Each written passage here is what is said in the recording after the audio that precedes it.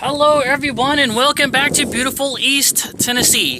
Today is Wednesday, November the 21st, 2018. It's about 2:30 in the afternoon, and even though it's November, it is a beautiful day out here. I mean, the sun is coming down at just the right radiant heat to just warm you up from a little bit of this chilly November air, just coolly just washing over everything. It's nice and bright. It's a perfect day to start my list. Oh, it's also the day before Thanksgiving. So when I say start my list, I'm of course talking about getting the business all nice and professional, cleaned up and ready for the new year.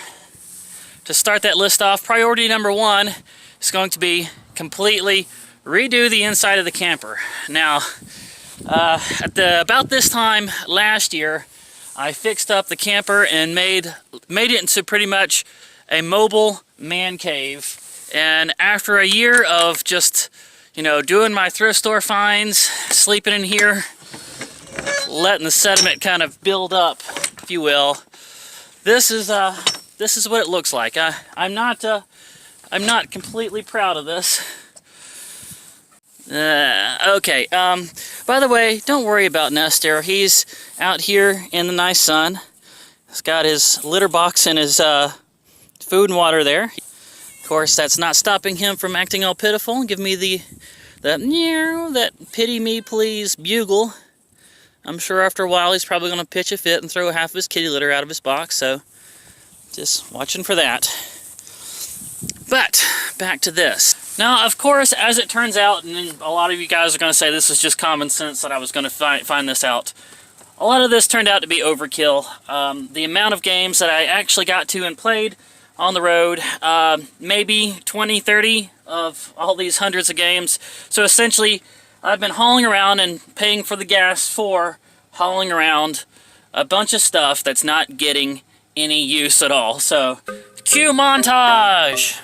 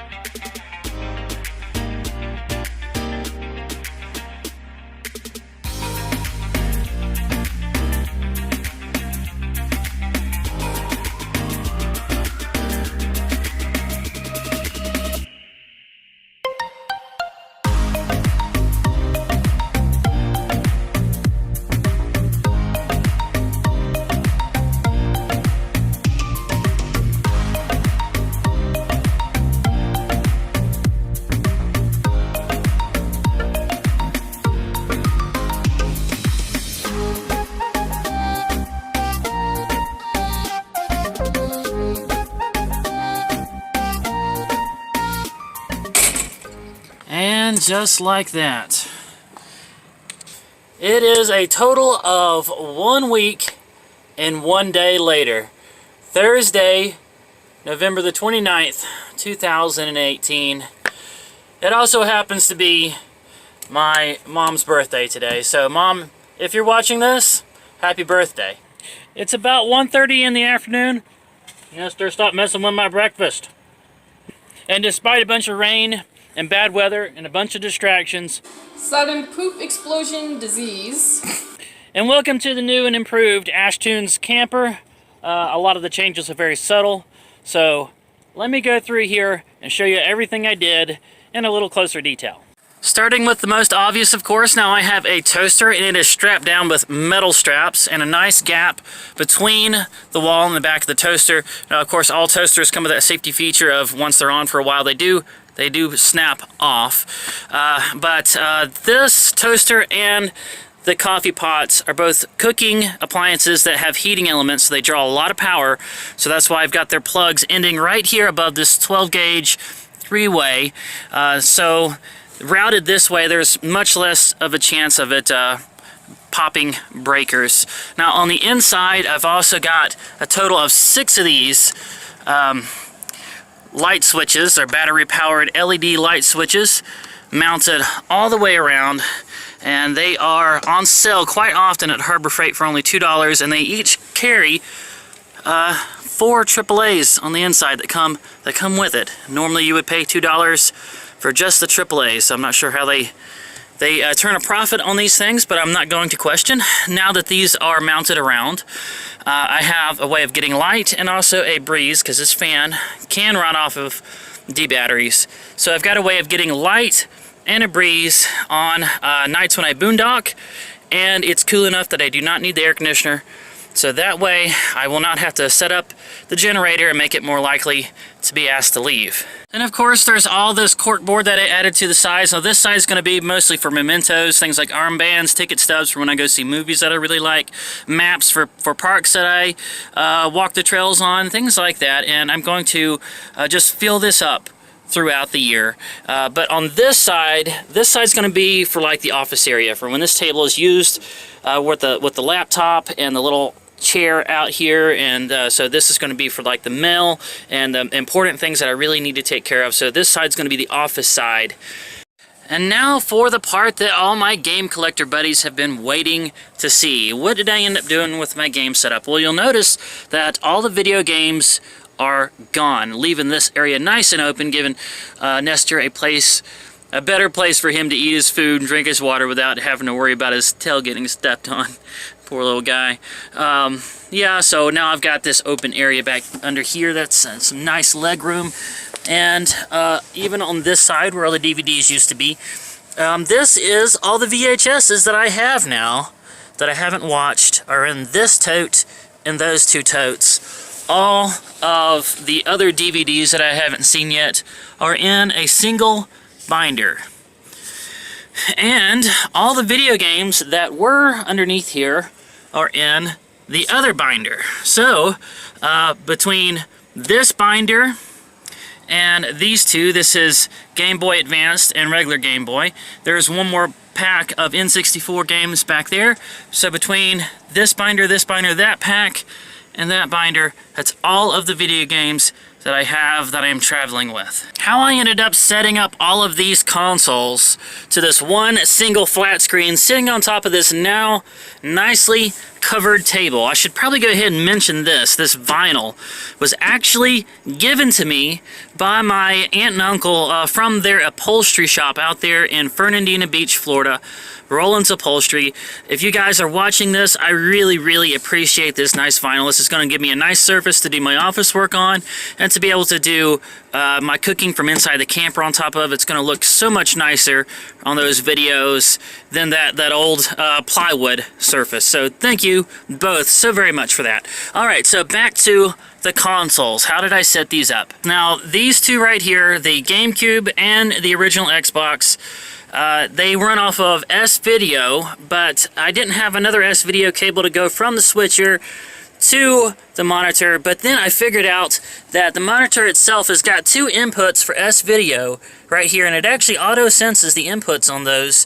So I just ran the 2 of them directly into the monitor. It's going to be a little more to hook up and unplug when moving, but it's a pretty good arrangement right there. Now, as far as the consoles that use the HDMI, the PlayStation 3, the Xbox 360, and the Wii U, I ended up running those into this box that I've got mounted right to the top here.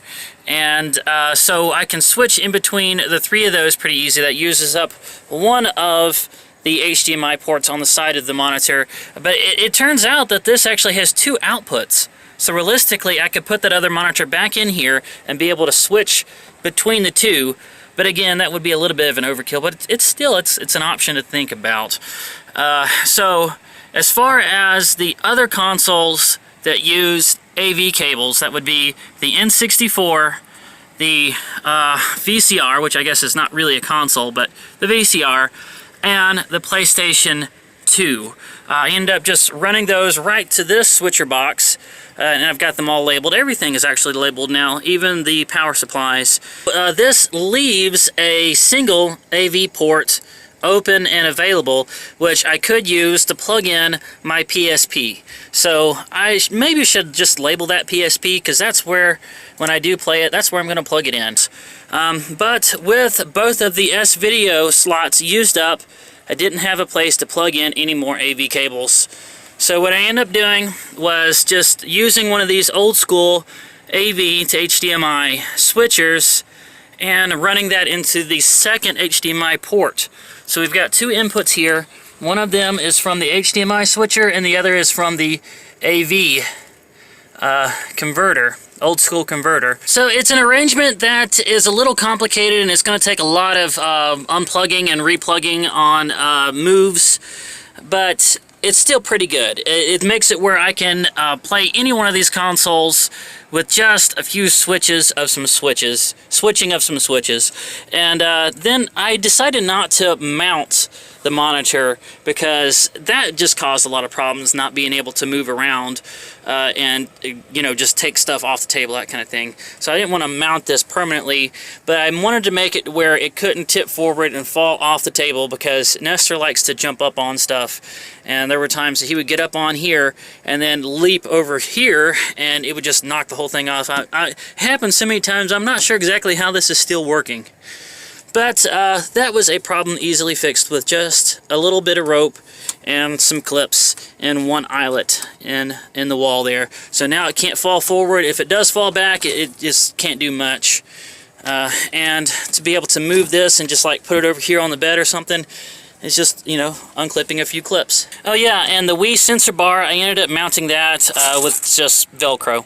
It's just Velcro. That too, I wanted to be able to make it easy to move and stow away.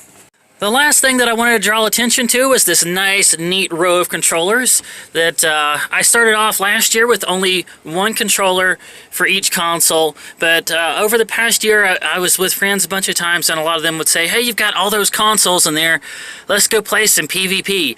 And I would have to say, I'm sorry, I've only got one controller for each console. So I started picking up a few extras. The ones that I've got doubles for now are the original Xbox, the PlayStation 2, the N64, the Xbox 360, and the Wii U. I've got the Pro controller here and the pad, the Wii pad, stowed under here with all this padding around it. I want to keep that as good as I can, unscratched, unshattered, as long as I possibly can. So those are the ones that I have doubles for. This right here, the Pro controller and the Wii Nunchuck, that doesn't work as 2 controllers for the Wii. Seems odd that I would only have one controller for the Wii, as it was pretty much made for PvP, but I'm sure at some point I will come across another Wiimote that I can just go ahead and drop in here. So there we go.